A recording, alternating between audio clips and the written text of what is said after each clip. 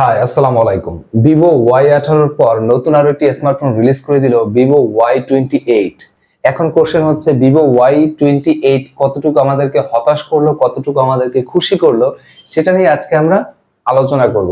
আপনারা দেখছেন আপনাদের প্রিয় চ্যানেল আরিফ বাংলা। নতুন হলে সাবস্ক্রাইব করতে ভুলবেন না, পাশে থাকা বেল বাটন প্রেস করে দিবেন।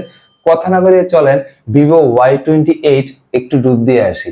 ওকে, প্রথমে যদি আমরা ডিজাইন নিয়ে কথা বলতে চাই, এই ফোনটির ডিজাইন একটু ভিন্ন প্যাটার্ন বা ভিন্ন আঙ্গিকে করার চেষ্টা করেছে। চিরাচরিত যেভাবে আমরা পেয়ে থাকি ভিভোর ফোনগুলো মিড রেঞ্জের অথবা এন্ট্রি লেভেলের যে ফোনগুলোর, তার থেকে একটু ডিফারেন্ট আমরা ডিজাইন এখানে পাচ্ছি। এখানে যদি আমরা ওয়েটের কথা বলি, 199 গ্রাম আমরা ওয়েট পাচ্ছি, তার মানে অলমোস্ট 200 গ্রামের আশেপাশে। সো আপনি যদি ফোনটা লং টাইম গ্রিপ করেন বা লং টাইম হাতে ক্যারি করেন, অবশ্যই বোর ফিল করবেন, কারণ তুলনামূলকভাবে এই ফোনটির ওয়েট একটু বেশি। এরপর ইন্টারেস্টিং ফ্যাক্ট হচ্ছে এই ফোনটির মধ্যে কিন্তু IP64 রেটিং রয়েছে, তার মানে ওয়াটার রেসিস্ট্যান্ট, ডাস্ট রেসিস্ট্যান্ট। নিঃসন্দেহে এই ফোনটি ফোটা ফোটা বৃষ্টি পড়ে তখন আপনি ইউজ করতে পারবেন এবং ধুলাবালি ঢোকার চান্স খুবই কম। এরপর আমরা যদি এই ফোনটি একটু থিকনেসের দিকে তাকাই, আসলে কতটুকু হচ্ছে মোটা এই ফোনটি। সো থিকনেসের দিকে তাকালে এই ফোনটি হচ্ছে 7.99 mm থিকনেস, তার মানে বিল কোয়ালিটি, এরপর হচ্ছে ডিজাইন, থিকনেস, ওয়েট সবকিছু মিলিয়ে এভারেজ একটি জায়গায় থাকবে ভিভো Y28।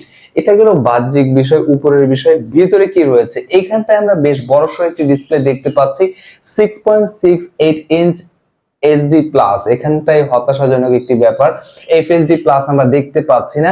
এবং এটা পাঁচ হোল ডিসপ্লে, এটা চমৎকার একটি বিষয়, এবং পাঁচ হোলটি যথেষ্ট ছোট রাখার চেষ্টা করেছে। স্ক্রিন টু বডি রেশিও আমার কাছে এই প্রাইস পয়েন্টে ভালো লেগেছে, এবং ব্রাইটনেসও চমৎকার ছিল। 1000 নিট আপনার ব্রাইটনেস পাচ্ছেন। সানলাইটে গিয়ে কাজ করলে অবশ্যই বোর ফিল করবেন না, বা ব্রাইটনেস নিয়ে আপনার তুলনামূলকভাবে সেভাবে স্ট্রাগল করতে হবে না।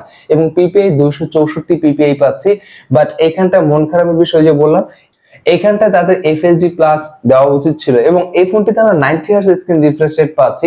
এই প্রাইস পয়েন্টে এই সেগমেন্টে 90 হার্টজ কে অ্যাভয়েড করার অবশ্যই দরকার ছিল, কারণ এর থেকে কম প্রাইসের মধ্যে আমরা 120 হার্টজ স্ক্রিন রিফ্রেশ রেট পেয়ে থাকি, তাও অফিশিয়াল ফোনের মধ্যে। So Vivo Y28 90 hertz screen refresh রেটকে অবশ্যই এড়িয়ে চলা উচিত ছিল, যদি প্রাইস ভার্সেস কনফিগার পারফেক্ট রাখার চেষ্টা করে। আসলে প্রাইস কত? এই ফোনটির মধ্যে আমরা দুটি ভেরিয়েন্ট দেখতে পাচ্ছি। একটি হচ্ছে 6GB র্যাম, 6GB র্যামের সাথে আরো 6GB ভার্চুয়াল র্যাম অ্যাড করতে পারবেন, এবং 128GB স্টোরেজ।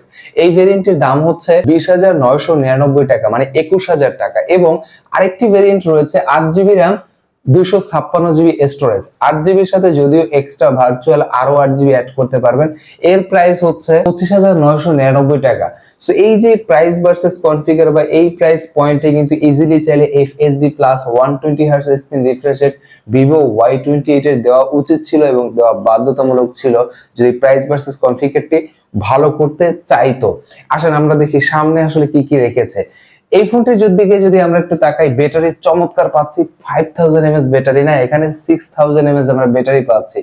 যেখানে সবাই 5000 mAh ব্যাটারি দিচ্ছে, সেখান থেকে একটু ডিফারেন্ট জায়গায় এসে 6000 mAh ব্যাটারি দিয়েছে। এটা নিঃসন্দেহে চমৎকার একটি বিষয়, এবং চার্জ যথেষ্ট ভালো থাকবে। আপনি যদি সেই লেভেলের ইউজার হন, তাও আপনি 2 দিনের সাপোর্ট অনায়াসে আপনি পেয়ে যাবেন। এবং এই 6000 mAh ব্যাটারিকে টেক কেয়ার করার জন্য ভিভো Y28 আপনাকে দিচ্ছে ইনবক্সের মধ্যে 44 ওয়াটের চার্জার। এখানটা আমি বলবো 26,000 টাকার যে ভেরিয়েন্টটি রয়েছে, মানে 26,999 টাকার যে ভেরিয়েন্টটি রয়েছে, সেইখানটায় ইনবক্সে 68 ওয়াটের চার্জার দেওয়া উচিত ছিল, তাহলে জিনিসটা আমার কাছে যৌক্তিক বা ভালো মনে হতো। যাই হোক, তারপরও আপনি যদি 6000 mAh ব্যাটারিকে ফুল চার্জ করতে চান, আপনার 1 ঘন্টার আশেপাশে সময় নিবে এখানটায়। আর যদি আপনি একটু পারফরমেন্সের দিকে তাকান, এই ফোনটার মধ্যে আসলে চিপসেট কি রেখেছে আর র‍্যাম রম যেটা, সেটা তো বলেই দিলাম। এই ফোনটির মধ্যে আপনি MediaTek Helio G85 এই একটি চিপসেট পাচ্ছেন। সো এই প্রাইস পয়েন্টে MediaTek Helio G85 আসলে কতটুকু যৌক্তিক, কতটুকু পারফেক্ট, এটাই কোশ্চেন আসলে ভিভোর কাছে। কারণ 26,000 টাকার একটি ফোন, 21,000 22,000 টাকার একটি ফোন, সেখানে MediaTek Helio G85 আসলে হাস্যকর একটা বিষয়, আসলে হাস্যকর একটা বিষয়। কারণ এর থেকে কম প্রাইসের মধ্যে আমরা G80 এইট আমরা দেখতে পাই, বা হচ্ছে কোয়ালকম স্ন্যাপড্রাগনের G88 এই সেগমেন্টের একটা চিপসেট আমরা ইজিলি পেয়ে যাই অফিসিয়াল ফোন যদি আমরা একটু চিন্তা করি। সো এই প্রাইস পয়েন্টে আমি বলবো এই চিপসেট এই মানে আমার কাছে ভালো লাগেনি। এক কথায় 12 nm আর্কিটেকচারের একটি চিপসেট, এই চিপসেটটি 15,000 বা 16,000 টাকার ফোনে আমরা হরহামেশাই দেখতে পাই। এবং আমরা যদি ওএস এর দিকে তাকাই, ভিভো Y28 আপনাকে ফান্টাস মানে ভিভোর নিজস্ব যে অপারেটিং সিস্টেম সেটা 14 দিচ্ছে, এবং অ্যান্ড্রয়েড সেটাও আমরা 14ই পাচ্ছি। আর আমরা যদি একটু ক্যামেরার দিকে তাকাই, এখানটায় ক্যামেরার আসলে কতটুকু পরিবর্তন পেয়েছে বা ক্যামেরার কতটুকু আউটপুট ছিল, Vivo Y28 dual camera setup পাচ্ছে। যে শুটার সেটি হচ্ছে 50 মেগাপিক্সেল, সাথে আরো একটি সেন্সর রয়েছে। সো এখানে ক্যামেরা আউটপুট কতটুকু ছিল, আমি বলবো এই প্রাইস পয়েন্টে মোটামুটি চালিয়ে নেওয়ার মতো, বাট আহামরি যে ব্যাপারটা এমন ছিল না। এই প্রাইস পয়েন্টে এর থেকে ভালো ক্যামেরা ফোন বাজারে অভাব নেই, অহরহ রয়েছে। এবং সেলফি ক্যামেরা সেটা আমরা পাচ্ছি 8 মেগাপিক্সেল, অ্যাটলিস্ট 16 মেগাপিক্সেল দেওয়া উচিত ছিল অ্যাটলিস্ট, যেটা আমরা 26,000 টাকার ভেরিয়েন্ট সেখানটায়। কারণ কোয়ান্টিটি ফ্যাক্ট না, যদি আমি বলি কোয়ালিটি হচ্ছে ইম্পর্টেন্ট, বাট 16 মেগাপিক্সেল বা 32 মেগাপিক্সেল শুনতে একটু মনের শান্তির একটা কাজ করে। সো 8 মেগাপিক্সেলের আউটপুট আমরা কতটুকু পেয়েছি। ভিভো Y28 আপনি যদি সানলাইটে ছবি তুলেন বা প্রপার ব্রাইটনেস আপনি যদি ছবি তুলেন, সেই ছবিগুলো মোটামুটি আপনি কাজে লাগাতে পারবেন হোয়াটসঅ্যাপ, ভাইবার, ইমো, মেসেঞ্জারে। বাট আপনি যদি চিন্তা করেন 26,000 টাকার একটি ফোন সেলফি ক্যামেরা উড়াধুরা লেভেলের পাবো, ব্যাপারটা এমন ছিল না। মোর অফ দ্য স্টোরি, ভিডিওর শেষে যদি বলতে হয় ভালো দিক মন্দ দিক সাইড বাই সাইড যদি আলাদা করি, প্রথমে আমি বলবো ডিসপ্লে আমাকে এখানে হতাশ করেছে। 26,000 বা 21,000 টাকা FHD plus 120 hertz screen refresh সেটা আমরা আশা করতেই পারি, সেটা দেওয়া উচিত ছিল। এবং 6000 mAh ব্যাটারি চমৎকার একটি বিষয়, বাট 6000 mAh ব্যাটারির সাথে অ্যাটলিস্ট 8256 যে ভেরিয়েন্ট রয়েছে সেখানে 68 ওয়াটের চার্জার দেওয়া উচিত ছিল।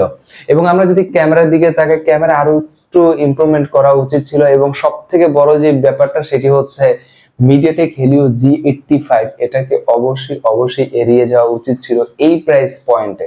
এবং ভালো দিক কথা বললে এখানে ব্যাটারি ভালো ছিল, এবং বিল কোয়ালিটি মোটামুটি আমরা ভালো পেয়েছি, এবং screen to body ratio, display brightness, colour contrast আমার কাছে ভালো মনে হয়েছে। ডুয়েল স্টুডিও স্পিকার সেটাও ভালো মনে হয়েছে। এবং 26,000 টাকায় 8256 এই যে ভেরিয়েন্ট সেটাও ভালো লেগেছে। যদি আমরা প্রসেসরটা ভালো পেতাম জিনিসটা ওয়াও হয়ে যেত।